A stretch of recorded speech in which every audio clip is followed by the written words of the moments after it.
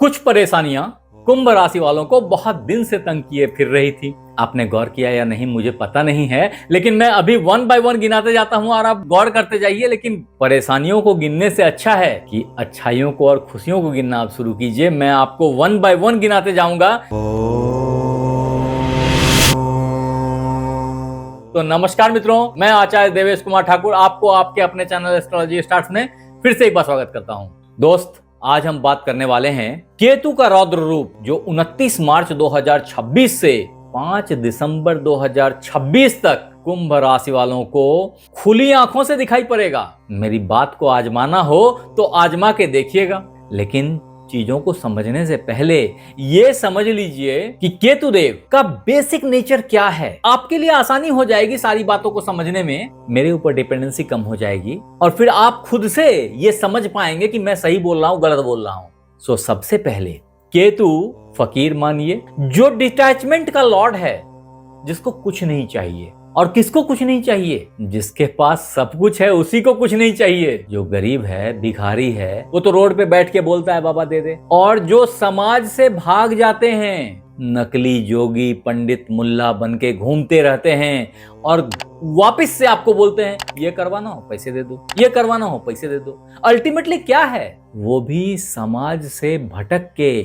लेकिन धन से नहीं भटकते, धन के पीछे भागते ही चले जाते हैं। वो व्यक्ति कभी भी निर्लिप्तता को प्राप्त नहीं कर सकता। जो चीजें पर्याप्त से निकल के आती हैं ना, वही मोक्ष के तरफ जाती हैं। यहाँ आपको समझने वाली बात यह है कि वो भगवान बुद्ध जो कभी राजा हुआ करते थे, उसी बुद्धा ने अपने घर को त्याग दिया, अपने परिवार को त्याग दिया, अपने राज्य को त्याग दिया। उसे किसी राज्य की लोलुपता नहीं रही, किसी राजा बनने की इच्छा नहीं रही। वही चीजें यहाँ जो केतु देव हैं, जो कि आपके अंदर की यात्रा हैं, वो बहिर्मुखी नहीं हैं, वो अंतर्मुखी हैं, वो अंतर्यामी हैं। ऐसा केतु बहुत खतरनाक होता है और केतु से प्रभावित व्यक्ति आसानी से आंखों से देख करके चीजों को ताड़ लेते हैं, समझ जाते हैं। फॉर्चुनेटली यही क्षमता आज के डेट में कुंभ राशि वालों आपके अंदर में ग्रेजुअली डेवलप होती चली जा रही है, जिससे देख करके आप समझ पा रहे हैं कि वास्तव में क्या है। आपको सुनाई पड़ रही है और आपको आवाज से समझ में आ रहा है क्या हो रहा है, क्या गिर रहा है, कौन पुकार रहा है, कौन धोखा दे रहा है।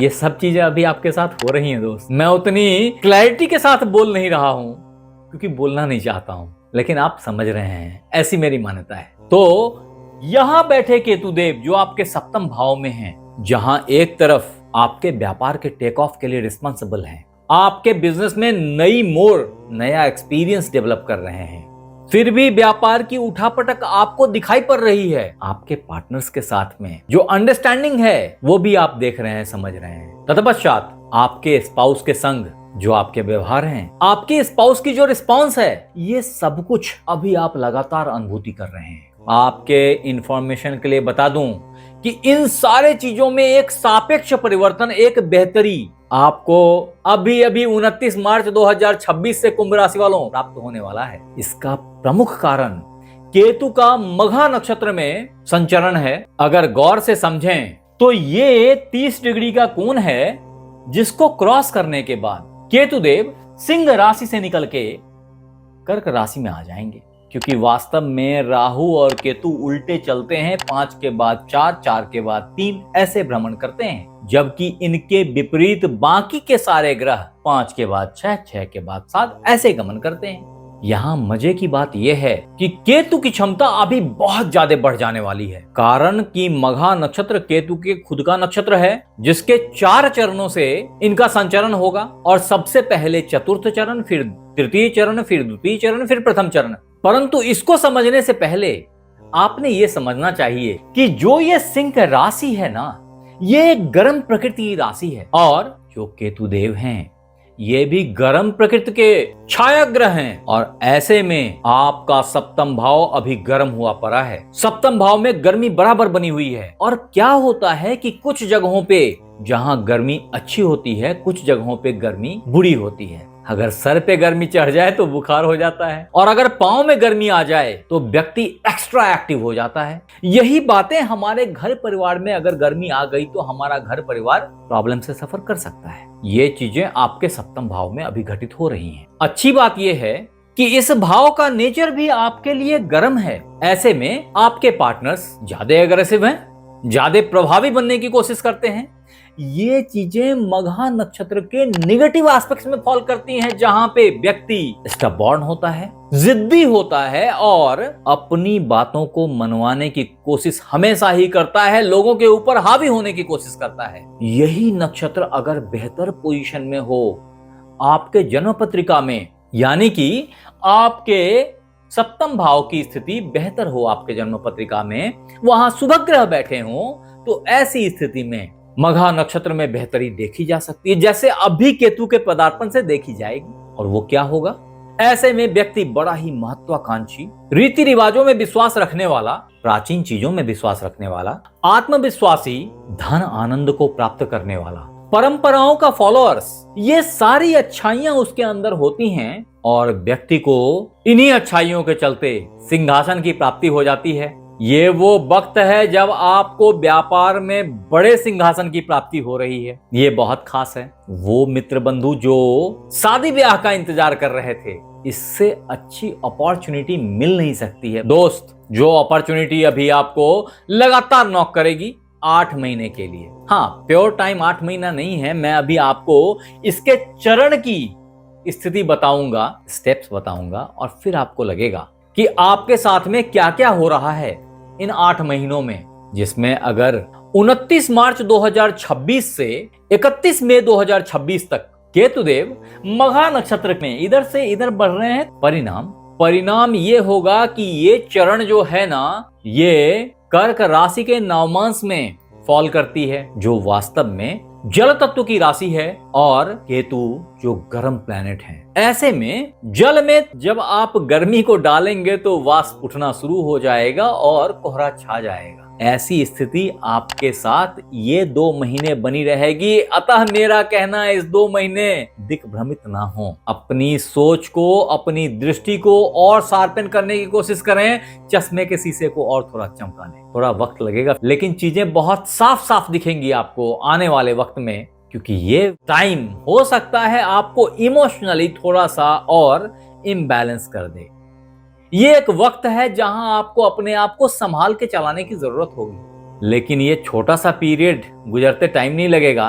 और 31 मई से 2 अगस्त 2026 का टाइम आ जाएगा, जिसमें केतुदेव मघा नक्षत्र के 3य चरण में प्रवेश कर जाएंगे।